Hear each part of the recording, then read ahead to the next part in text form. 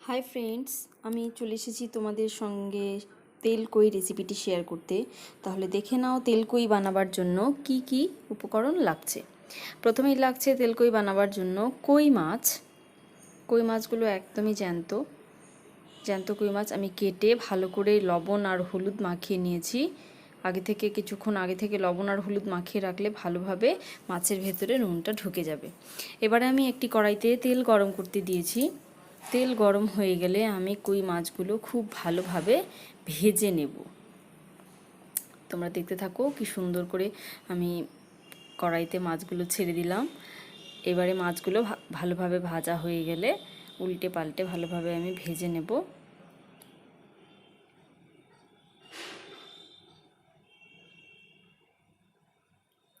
কই মাছ কাটতে খুবই কষ্ট, ভীষণ কাটা, শক্ত শক্ত কাটা। সব ছাড়িয়ে ভালো করে পরিষ্কার করে না নিলে খেতে ভালো লাগবে না। সেই জন্য তোমরা যখন কই মাছ কাটবে সমস্ত কাটাগুলো খুব ভালোভাবে কেটে মাছকে খুব পরিষ্কার করে ধুয়ে নেবে। দেখো বন্ধুরা কি সুন্দর মাছগুলো ভাজা হচ্ছে। মাছ ভাজা হয়ে গেছে। এবার আমি সেই কড়াইতেই তেল দিয়ে তাতে আমি গোটা জিরে ও গোটা শুকনো লঙ্কা ফোড়ন দিয়ে তাতে দিয়ে দিচ্ছি কুচনো পেঁয়াজ।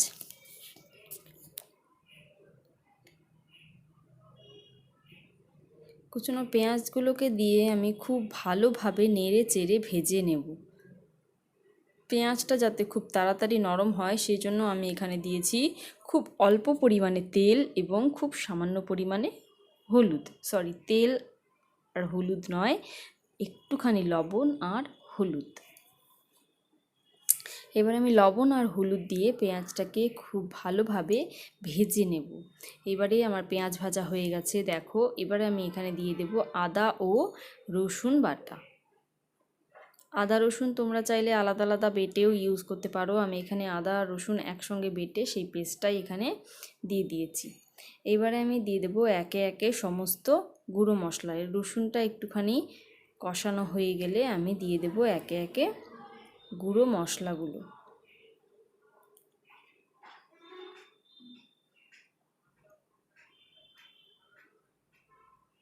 দেখে নাও খুব ভালোভাবে রসুন কষা হয়ে যাচ্ছে। রসুন কষানো হয়ে গেলে আমি দিয়ে দেবো এবারে গুঁড়ো মশলা। গুঁড়ো মশলার মধ্যে থাকছে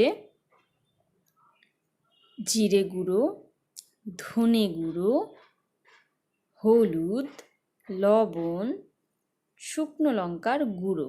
তোমরা চাইলে বাটা মশলাও ইউজ করতে পারো। আমি এখানে মশলা বাটিনি, আমি সব কিছু গুঁড়ো মশলা দিয়েই রান্নাটা করেছি।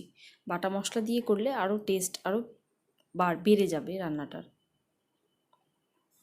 আমরা সবাই জানি বাটা মশলা খেতে বেশি ভালো, কিন্তু আমি মশলা তবুও বাটিনি। তোমরা চাইলে একটু বেটে নেবে। ঝালটা অবশ্যই একটু পরিমাণ মতো দেবে। আর রান্নার টেস্ট একটা ব্যালেন্স আনার জন্য সামান্য পরিমাণে চিনি ইউজ করবে। এবার সমস্ত গুঁড়ো মশলা দেওয়ার পর দিয়ে দিতে হবে সামান্য পরিমাণে জল। জলটা দিয়ে খুব ভালোভাবে নেড়েচেড়ে কষিয়ে নিতে হবে। এখানে যেহেতু আমি গুঁড়ো মশলা ইউজ করেছি সে কারণে জল ব্যবহার করলাম। যদি আমি বাটা মশলা ইউজ করতাম এতটা জল দরকার হতো না। দেখে নাও খুব ভালোভাবে কষে নিলে তারপরে আমি দিয়ে দেবো এতে জল। খুব ভালোভাবে কষিয়ে ভাজা ভাজা হয়ে যাবে এবং তেল বেরিয়ে আসবে। দেখো কি সুন্দরভাবে কষেছে এবং কালারও এসছে। দেখো কি সুন্দর সুন্দর একটা লাল টুকটুকে একটা কালার এসছে এবং তেলও আস্তে আস্তে বেরিয়ে আসছে। এবারে আমি তাতে দিয়ে দিচ্ছি পরিমাণ মতো জল। খুব বেশি জল দেব না, কারণ এটা ঝোল নয়, এটা তেল কই। কারণ কই মাছটা যাতে গায়ে মাখা মাখা অবস্থায় থাকে সেই রকম পরিমাণে জল দিতে হবে এবং জলটা ফুটে ফুটে তেল বেরিয়ে আসবে, তখনই আমি মাছগুলো ছেড়ে দেব। দেখুন জল আমার ফুটছে, খুব ভালোভাবে ফুটে এলে তারপরেই আমি মাছ দেব। জল যতক্ষণ না ভালোভাবে ফুটবে আমি ততক্ষণ মাছগুলো দেব না। দেখছেন সাইড দিয়ে সুন্দর তেল বেরিয়ে আসছে, জল ফুটে ফুটে তেল বেরিয়ে আসছে। এই রান্নাটায় অবশ্যই একটু তেল বেশি লাগছে, কারণ এর নামই তেল কই। একটু তেল না দিলে অ্যাকচুয়ালি রেসিপিটাই হবে না, খেতেও খুব একটা ভালো লাগবে না। দেখে নিন এখানে। এবারে আমি মাছগুলো ছেড়ে দিচ্ছি। সুন্দরভাবে তেলটা বেরিয়ে এসছে।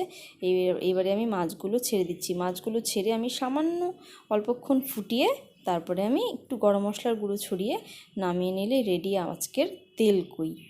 মাছগুলো দিয়ে দিয়েছি। এইবারে আমি হালকা হাতে নেড়ে চেড়ে নেব, নেড়ে চেড়ে অল্পক্ষণ ফুটিয়ে নেব যাতে মাছের ভেতরে একটু মশলাগুলো ঢুকে যায়। মাছের ভেতরে যাতে মশলাগুলো ঢোকে সেই জন্য আমি মাছগুলো একটু ধন্যবাদ।